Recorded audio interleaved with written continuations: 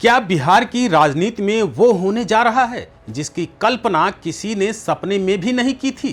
क्या उस साम्राज्य में दरार पड़ चुकी है जिसे दशकों की मेहनत से खड़ा किया गया था? क्या वाकई आधी रात को पटना के एक बंगले में कुछ ऐसा हुआ जिसने एक भाई को अपने ही भाई के सबसे वफादारों के खिलाफ खड़े होने पर मजबूर कर दिया? आज की इस खोजी रिपोर्ट में हम आपको आरजेडी के अंदर चल रही उस इनसाइड स्टोरी से रूबरू कराएंगे जिसके दस्तावेज और सबूत अगर बाहर आ गए तो बिहार की सियासत में भूचाल आना तय है। आखिर वो कौन है जो पर्दे के पीछे रहकर इस पूरे परिवार को तोड़ना चाहता है? नमस्कार साथियों, स्वागत है आपका YBN बिहार झारखंड में और मैं हूं आपका दोस्त अजीत आनंद। साथियों, बिहार की राजनीति सिर्फ आंकड़ों का खेल नहीं है, ये जज्बात का खेल है। यहाँ रिश्ते बदलते हैं तो सरकारें बदल जाती हैं। आज हम और आप जिस खबर पर बात करने जा रहे हैं वो सिर्फ एक राजनीतिक दल की कहानी नहीं है, बल्कि उस परिवार की कहानी है जिसने बिहार के करोड़ों गरीबों, पिछड़ों और वंचितों को एक आवाज़ दी। लेकिन आज उसी घर के आंगन से एक ऐसी चिंगारी उठी है जो अगर वक्त रहते नहीं बुझी तो आरजेडी के भविष्य को झुलसा कर रख देगी। वीडियो को आखिर तक जरूर देखिएगा क्योंकि बीच में एक ऐसा सच आपके सामने आएगा जो आपने अब तक किसी टीवी चैनल पर नहीं देखा होगा। साथियों, राजनीति में एक कहावत है, दुश्मन से उतना खतरा नहीं होता जितना आस्तीन के सांपों से होता है।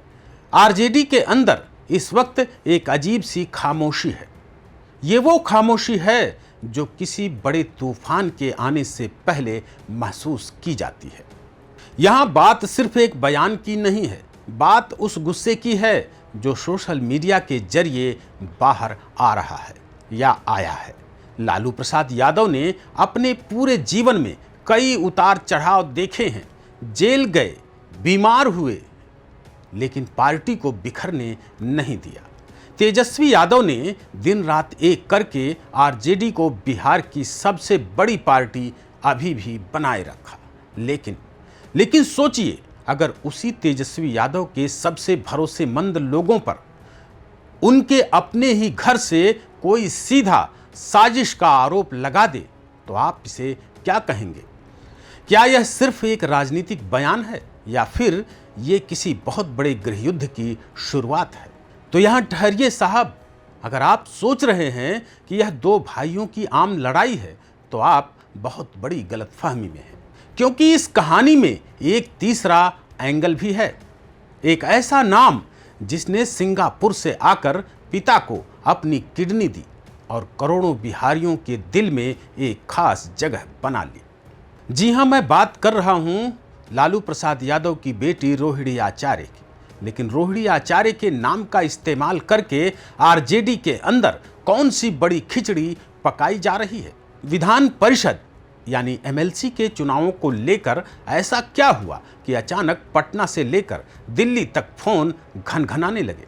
बस अगले 2 मिनट में मैं आपको वो सटीक शब्द बताने जा रहा हूं जो तेज प्रताप यादव ने गुस्से में कहे हैं, और यह भी बताऊंगा कि उन्होंने तेजस्वी के किन करीबियों को घुसपैठियों का गैंग घोषित कर दिया है। तो कुर्सी की पेटी बांध लीजिए क्योंकि अब जो खुलासा होने जा रहा है वो आरजेडी के बड़े बड़े नेताओं के होश उड़ा देगा। तो आइए अब पूरी कहानी को जानने से पहले थोड़ा आंकड़ों और इतिहास को समझते हैं। साल 2020 का विधानसभा चुनाव हो या उसके बाद 2024 और 2025 का चुनाव, आरजेडी ने हमेशा खुद को एकजुट दिखाया है। लेकिन डेटा गवाह है, जब तेज प्रताप यादव ने अपनी नाराजगी जाहिर की है तब पार्टी के वोट शेयर और कार्यकर्ताओं के मनोबल पर असर पड़ा है। इस बार मामला विधान परिषद यानी MLC चुनाव की सीटों के बंटवारे और उम्मीदवारों के चयन से जुड़ा हुआ है। आरजेडी के अंदरूनी सूत्रों का डेटा बताता है कि टिकटों के बंटवारे में कुछ ऐसे चेहरों को आगे किया जा रहा है जो जमीन पर तो कभी नहीं दिखे, लेकिन तेजस्वी यादव के कोर ग्रुप और सलाहकारों की मंडली में दिन रात बैठे रहते हैं। और यही बात इस पूरे विवाद की असली जड़ है। तो चलिए अब उस सस्पेंस से पर्दा उठाते हैं जिसने पूरी आरजेडी में खलबली मचा रखी है।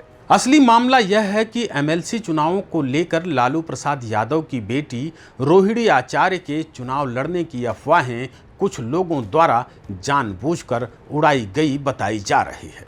इस अफवाह के पीछे मकसद रोहिणी का सम्मान करना नहीं, बल्कि परिवार के अंदर ही एक नया विवाद खड़ा करना था। हालांकि इस पर रोहिणी आचार्य ने तो सोशल मीडिया पर अपनी भड़ास निकाली ही, लेकिन असली एटम बम फोड़ा तेज प्रताप यादव ने।